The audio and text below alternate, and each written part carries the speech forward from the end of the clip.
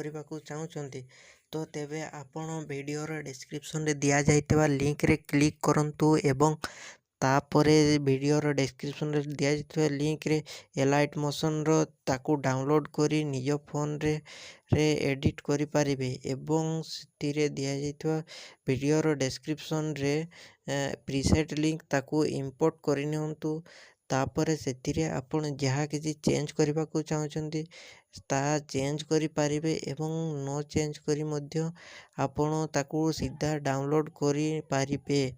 ଯଦି ଭିଡ଼ିଓଟି ଭଲ ଲାଗିଥାଏ ଚ୍ୟାନେଲଟିକୁ ସବସ୍କ୍ରାଇବ୍ ଏଣ୍ଡ ଭିଡ଼ିଓଟିକୁ ଲାଇକ୍ କରିନିଅନ୍ତୁ।